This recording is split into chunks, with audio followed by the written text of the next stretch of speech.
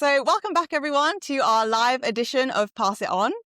We're here at the Worldchefs Congress in Wales, surrounded by hundreds of chefs representing the whole global hospitality industry. For those of you joining us for the first time, Pass It On is Winnow's platform for chefs and hospitality leaders to share real stories, insights and actions they're taking to build a more sustainable future.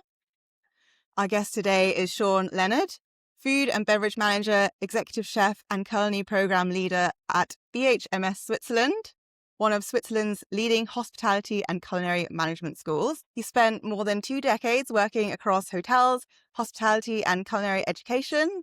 And yes, welcome, Shaun. Thank you. Nice to be here. I'm super excited to have you here. And I'm looking forward to hearing your perspective on education and preparing the future chefs for sustainable kitchens. And so I'm going to dive straight into the questions. So what first drew you into hospitality and what inspired you to first become a chef? It would be my mum. Yeah. Because my mum had 4 children, but she was also a chef. Oh, really? And I was always thinking when I was smaller, that's normal. What, that everyone's mum That is a chef? everyone's mum has a job which encompasses so much usage of time. And they have 4 children because that's easy. And then as you get older and you become an adult and you perhaps have family of your own, you think, how did they do that? Before I got that far, of course, I was already aware of how much work that is to be a chef and to have a family.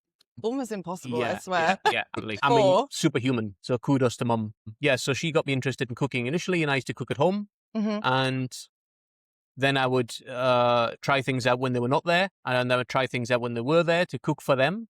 I kind of had this nice feeling when I was working in the kitchen and cooking. And then I was one of the lucky ones to do home economics at school when it was still a subject at school. And I think I was the only male in the class. Oh, really? Yeah, because there was it was a very female-orientated subject. Ironically, we're trying to gain more. It's weird. Yeah, like we're trying to get more females into the industry. Yeah. But back then, it was majority of these home economics classes were females studying it. So I was one of the females, and I had a finger feeling for the whole aspect of cooking and food and texture, respect for ingredients. I've always had that.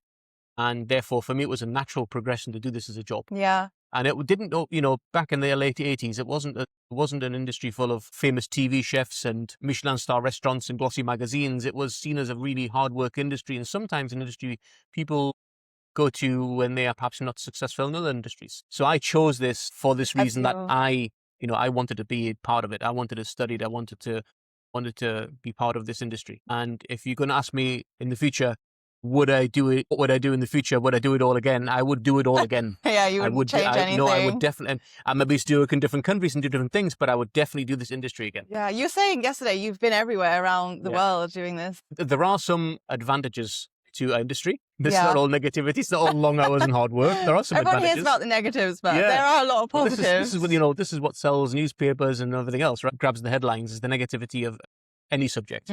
But there are many, many positive aspects of the industry. Getting to travel and getting to know people and making friends for life and learning an industry that's part of your sort of lifestyle. Yeah, a lot of people say being a chef isn't a job, it's a lifestyle. That's exactly how it is, though. Right? That's the way I see it also. Definitely. No. And how did you end up in Switzerland, or how did that kind of happen? I'm originally from the northeast of England. I remember working and some nice little hotels and restaurants and that kind of stuff. And one of my chefs who had industry experience from abroad and from other parts of the UK where, let's just say, hospitality was a bit more prevalent at that time, told me if you really want to learn our industry and really want to be successful, learn more than what you are here, you're going to have to leave. Bye. And that those are harsh words. You know how it is. I mean, most people who've grown up in an environment where they call home, where they're surrounded by friends and family, have never really been away other than perhaps a 2-week vacation somewhere. Realizing as a young adult, you may have to leave your home in order to learn your industry more in depth. There's just so much to learn in culinary, all over the world. So, but I did. So I moved to London. I worked in London in a number of different hotels. There's lots of funny stories around there. I don't know how much time we have. But actually, back then we didn't have internet. We didn't have emails and that kind of stuff. It was all letter. So I applied for the job by post. Really? And I received the letter a few weeks later back from the chef, and it said I was unsuccessful in the role. And I was really disappointed because that, the letdown. You thought you haven't heard anything, and then you perhaps maybe I'm going to get it, maybe I'm being shortlisted, but then he didn't get it. And then 2 days later, another letter arrived from the same operation, the same chef, saying I had the job. Oh my God. I was very confused. That's typical chef though. Like they don't know what they're sending out. So I called up and I said, listen, I'm very confused. I've got 2 letters in my hand. I know which one I'd like to believe is the real letter that I should receive and which is the mistake. And they said, no, you have been offered the job. We'd like you to come down for an interview and a work trial. That's such a and I said, that's great. So I went down on the bus, National Rapid Express, and I went down to London and went to the hotel and had the interview. And I realized at that time they actually had someone who had decided to leave. Oh, really? And that's the reason they quickly said, because they'd said, oh, send these letters out to these guys. We didn't get the job. Someone else had got the job I was offered. I initially applied for. Yeah. And then someone else had resigned a day later. The chef said, that other guy who was number 2, quickly send him a letter saying he's got the job now. Yeah. That's how it actually happened. Oh, that's why you got the 2. Yeah, I got 2 letters. But I was happy in the end. And yeah, so I got that job and I worked around London for a number of years and worked with a few big hotel companies. And then I got the opportunity to go and work in Germany with the same hotel company. And then I changed to hotel companies when I was working there in Germany, and I worked in Munich in Germany after London. And then I went back to London and worked for another few years and opened up another big hotel for a big hotel company. So you spent a lot of time with hotels? Yes.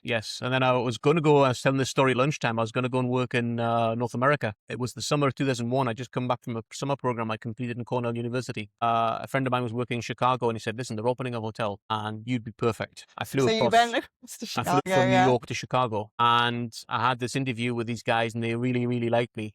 And they were going to open the hotel at the end of that year. And I said, yeah, okay, I'm going to go for it. So I flew back to the UK. I was working in London. I was looking to move on from there. And that was in summer 2001. And then, of course, September 2001 happened. Yeah. Therefore, the hotel actually never got completed. Or, occupancy went down to 5% in Chicago, particularly at that particular point in time. And therefore, I moved on somewhere else. So I never got the chance to work there. But otherwise, I probably worked in North America for a while. But so I went after London, I went to Spain. And that's when I started teaching. I worked in a hospitality school in Spain. And from there, I went to Switzerland. And I worked for 10 years for a culinary school in Switzerland. Then I worked for 2 years for a charity, working with people with disabilities, teaching them how to cook. And then I went back to the school, a different school. And I've been there for 10 years. Yeah. And how was the transition into education? Did you enjoy it or? So that guy who gave me that first job in London, I worked with him on 2 separate occasions in 2 different properties in London. And he was my mentor, I will say. Everyone needs a mentor. And he was my mentor. He still is. Yeah. I don't really go to him every week, but every now and again I see him still. He's retired. Great guy, still active in that industry. And so everyone needs a mentor, and I look up to him for that reason. And he was the one that said, you need to go and spread your wings. You need to go do this. That's fantastic. But at the same time, he could also see I was keen to work with the young chefs in the kitchens. So he would always give me the job of mentoring the trainees. And we had our own little sort of training schemes inside the kitchens. So we sort of have I know they do stuff in college and stuff, and they do this stuff in the work placement or the workplace also. But he said, listen, we have this book. Everyone has the book. They do the task. You have to check it and we sign it off. Yeah. And they get a little reward at the end. So it's actually a nice little internal training program we had. Nice to look after that. And that kind of created the interest initially. Yeah. Of course, working in education and teaching and pedagogical study, it's a little bit different to that, as we know, as I found out later. But in terms of the initial interest, that sparked it. And then I had the opportunity to teach in this school in Spain, so I went there. Amazing story. Yeah, I love hearing how people evolve in this industry and like different paths. And it's organic. Nothing is planned. You never know where you're going to end up. Yeah, that's how it is. Even myself, I didn't know I was going to end up here, being able to interview all these amazing people around the world. You'll have your own story to tell now, and you'll have an even grander story to tell. Another time. But thank you. You spoke a lot about hotels as well throughout your career. Was there a moment during your time in hotels that made you rethink about food waste in kitchens? I suppose food waste and sustainability and all those things linked to it, it's always been sort of intrinsic to chefs. It's not just about the cost. It's about lovingly prepared ingredients, because any chef who loves their food, loves the ingredients, and spends time putting their passion on the plate. And when that then goes into the bin, you have to ask yourself the question, why is that? Is it just a one-off because the guest was, I don't know, they didn't like the food, or they came, they weren't hungry, or a bad day, whatever it was, I don't know. But if there's a lot of food for different things, then you got to think out to yourself, there's something wrong here, but to change this. And often with these large buffets we used to have many years ago, there'd be a lot of food waste. Of course, it's part of, this aspect of When you go into a buffet, you're going to need one portion from each chafing dish or each tray or each receptacle. But if the buffet is not full, people think they're not getting value for money. Yeah. It's So finding you that always, balance. so you always have to try and have these kind of full-looking buffets, even though one or two people are going to eat from them. Yeah. And this creates a lot of waste. And to expect a guest to eat from a tray which is only An half empty full or tray. almost empty, even though probably it's enough food for them, Yeah. is in some eyes to some guests unacceptable. I paid my money the same as the first person, therefore I expect the full tray too, You don't want the which is a leftovers perception kind of thing. in our industry by some people, in terms of the guests. But in terms of my perspective as a chef, I just hate seeing the waste, or let's say the residual food. So what can we do with these ingredients to make them more interesting for the guests to consume them, or how can we serve them differently, or how can we prevent the waste in the first place by looking at food without a waste component, which would be ideal. So what kind of things have you done throughout your career to reduce waste in buffets, or like you said, with the ingredients? Have you done anything? So we tend to serve smaller bowls, smaller trays, that kind of stuff. Rather top them up fresh every time. There's actually better quality too. And then work with decorating around. So for example, you can work with decorating with nice fruits and vegetables and durable things, because you want to reuse those also. You're going to put things on buffet. So let's say durable fruits and vegetables. I mean, fruits and vegetables we store in refrigerators, but if we buy them in the supermarkets, they're not refrigerated. They don't need to be refrigerated. So putting them on a buffet around food is not a bad thing. As long as they're washed properly afterwards, you can use them again. So we can decorate things which makes the buffets or the sections where you're serving food look quite full, but serve in small containers. And I think it looks more appetizing. I think big buffets today, they look a bit... Can be overwhelming. It puts people off a little bit. Yeah. There's so much food. I don't know. How do I, where do I start? And I'm going to take too much. So I quite like the whole sort of small food concept. Definitely. Yeah, like you said, it means the food is fresher as well. Like if it's smaller, you can always top up. Yeah, and you can also explain to your guests why you're doing this. Yeah. Don't hide it from them. Share it with them. Make them part of the project. Make them part of the realization why you're doing it. But if you want something else, then please ask us for it. Yeah. Breakfast buffets were a big example. Lots of big breakfast buffets serve an a la carte breakfast. It's more interesting for the staff in the kitchen. The qualitative nature of what you're going to get is better.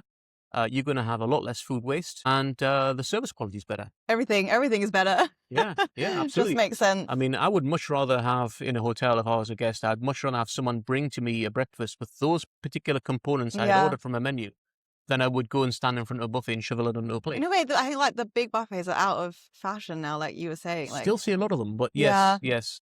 Some of it's culturally inherent, but I think there's a place for it when you're going mass, serving lots of amounts of food. But in terms of small restaurants and hotels, I think plated food is definitely the way to go. Or when nice little buffets, then make them special and serve with small size portions for sure. But there are things, of course, you can do outside of that, not just with the guests, but also internally, informing your staff about food waste, making sure you're not purchasing too much, making sure you're buying the right products and the right quantities, making sure that you have a lot of control and that all your equipment and refrigeration is working properly, your date coding, the whole concept from beginning to end in terms of, an organization of a kitchen. And it sounds like you were kind of doing this from the start of your career, like you were already aware.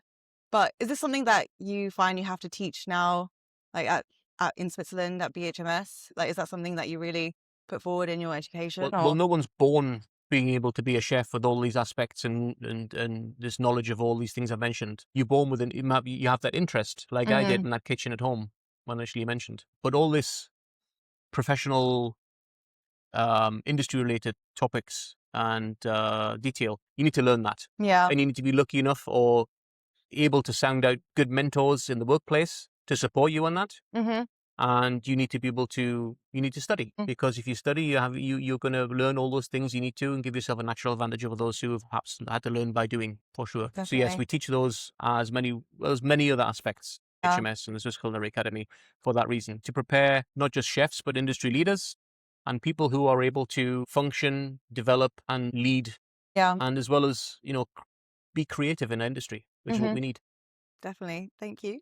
And then The next section is about ingredients of success. What would you say your ingredients of success are? How have you got to your position today and all your exec roles in hotels? The ingredients, so you're not talking about physical, edible No, ingredients. You're your talking about, personal ingredients. yeah, I think if you love something that much, regardless of what kind of everyone's different in terms of their mentality and upbringing, that kind of stuff. But that Yeah. sort of love of the industry, you'll all learn how to work and function and develop in that industry in a different way. But we're all pulling on the same, we're all singing from the same hymn sheet and pulling the same rope, if you like, together. Yeah. I think coming to an event like this with World Chefs and many others around the world, which bring chefs together of all ages, from all cultures, from all backgrounds, is an opportunity to see how actually we work together. We talk about the power of the white jacket, and we are all supporting each other. Yeah. And this is no different with food waste, sustainability, and all those other important topics which are part of our industry. We're all together in the same boat in terms of trying to reduce this issue and promote positive outcome for young people coming in industry so they can take this baton and run with it and make it even greater. Because sustainability, food waste, food security is something which is not being made more aware of. It's actually increasing. Therefore, we need to be more aware of it to prevent it from getting bigger than what it already is. Yeah, absolutely. Thank you. And then obviously running a busy kitchen, like kitchens are always so busy. How do you balance being sustainable with all the other demands that you have to have as the chef? Well, it's one of those funny things. You look into a kitchen, you see all these people dressed the same uniform running around, right? And Yeah. you think that's like the most unorganized, busiest place I've ever seen in my life. But when you work in that environment of many years, and then you sort of know which sections are working and preparing which food groups and who's responsible in terms of hierarchy for different elements, you can see it actually is the most organized department in a hotel or a restaurant.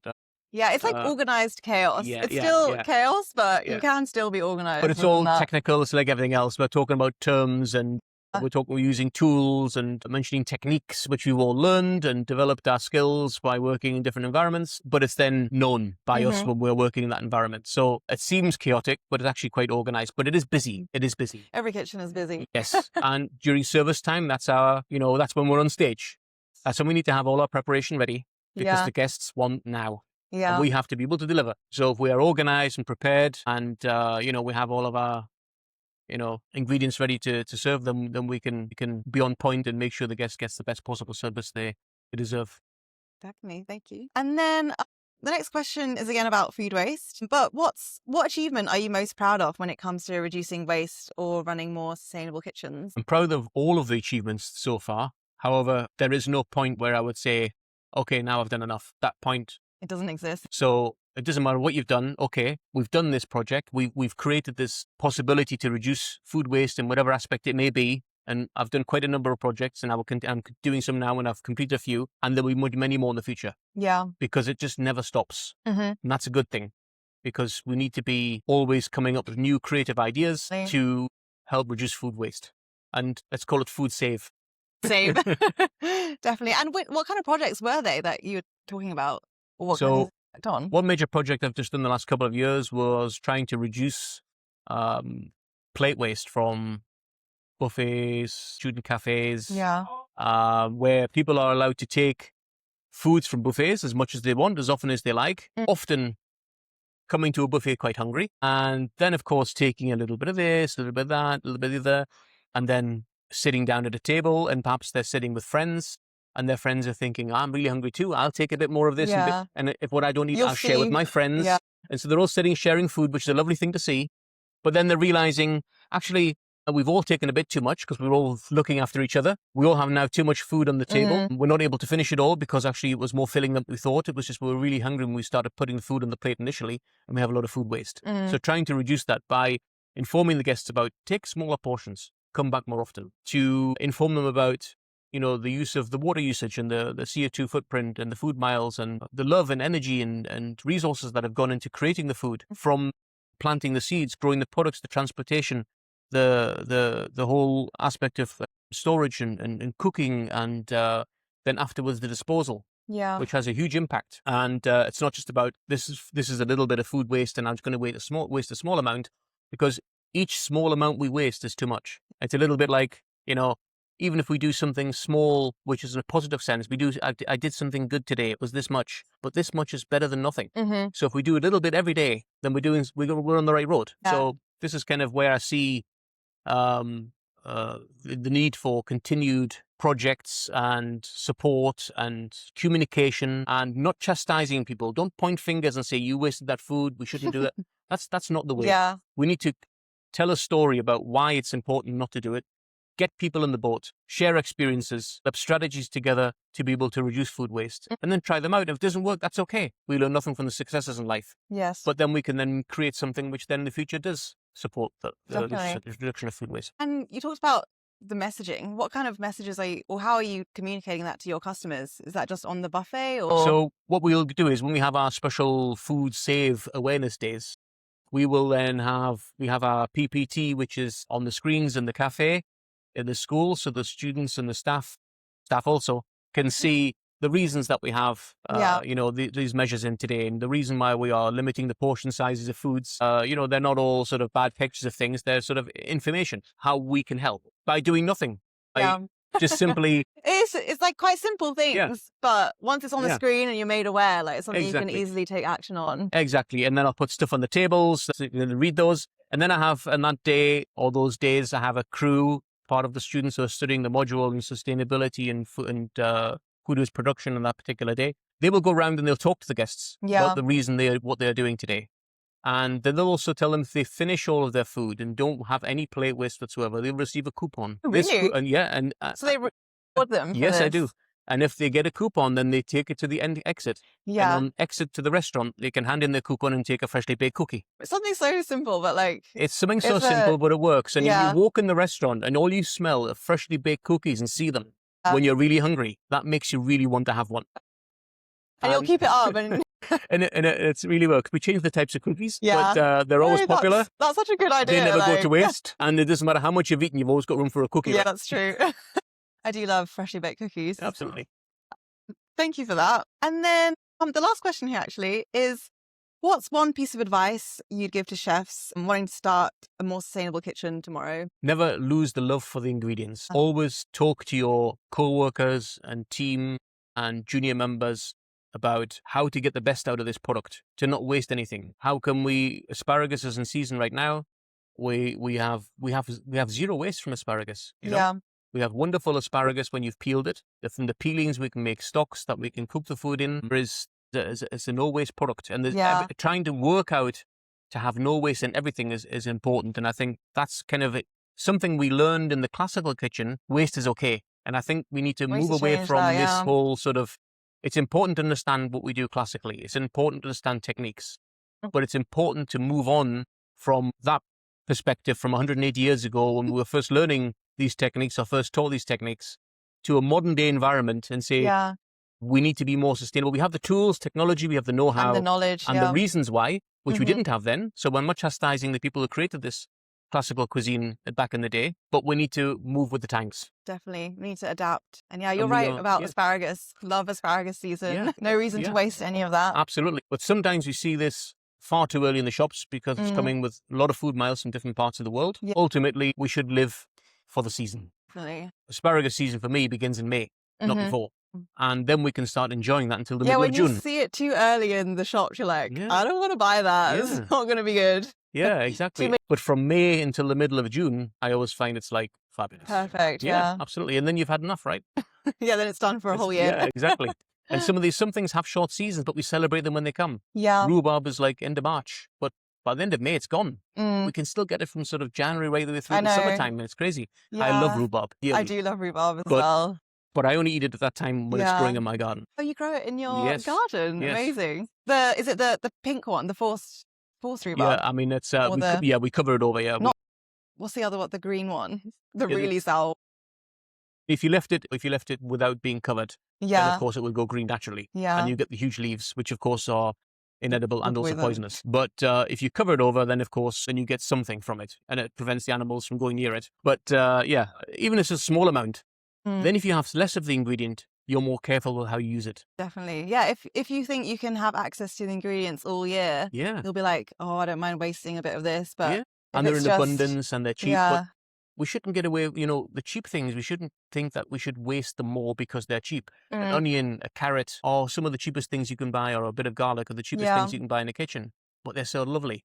And we should be doing as much as we can to use all of them, and not thinking that we can be philanthropists with these ingredients and throw them away because they're cheap. Even I liked how you said the love. You don't want to waste the love that was put into like preparing the ingredients. Like something as simple, even just peeling garlic. Like if you want to peel it perfectly, there's love into that. So, but yeah, no, I like that point that you made. And then I actually wanted to end with a quick fire round. Okay. It's just a couple more questions. The first question is one word to describe hospitality.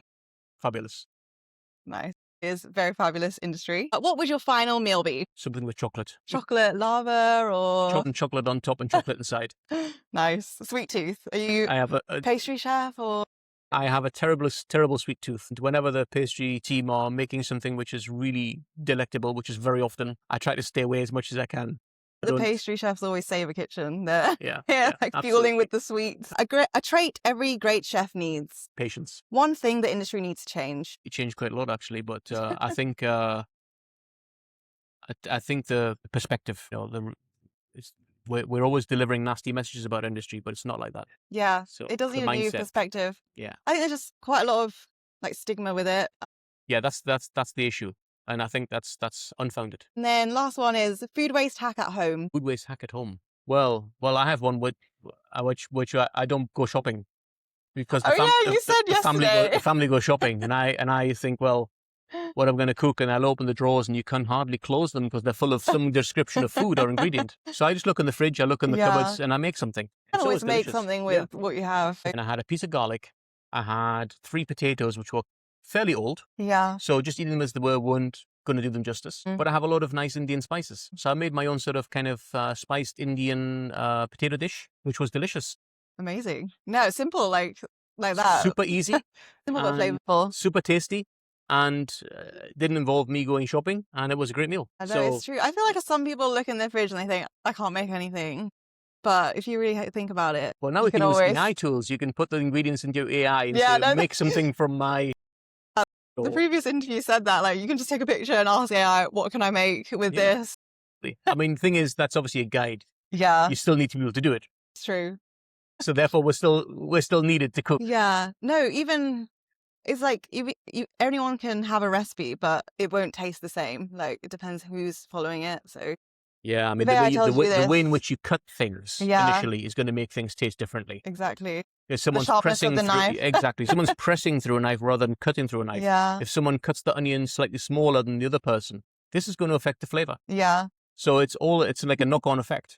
So you can have 6 chefs in a kitchen on 6 identical stoves at the same time with the same ingredients. They'll get 6 different soups. That's how it is. Because they're going to cook it for 2 minutes longer, 3 minutes less, whatever, maybe a little bit less stock, a little bit more stock. Even though the recipe is ultimately a guide. Exactly. No, I remember like my chef, like we would follow the exact same recipe. I'd do exactly what he says, but then it tastes completely different. Yeah. Like what? How is that even possible? Yeah. He took with his finger feeling. Exactly. And you get that, right? With bread, I think my head of pastry was saying like even the bacteria on your hands will like affect the flavor. Absolutely. So like being able to balance that will change everything. It is absolutely true. Yeah. And also the way in which you how much you hold things, mix things, and how you mix them with what. The temperature of your hands. Temperature of the room. Yeah. I mean, yeast is very sensitive, right? So, or even sourdough. But yeah, that wraps up all the questions that I had for you. Thank you so much for joining. Thanks for the lovely questions. It was a pleasure. No, I think, do you have any questions for me or? No. No? Perfect. Not at all. Nobody come back tomorrow? Yeah. We can do another round of questions. But yes, enjoy the rest of the Congress. Yeah, I'm looking forward to it. It's been great so far. And yeah.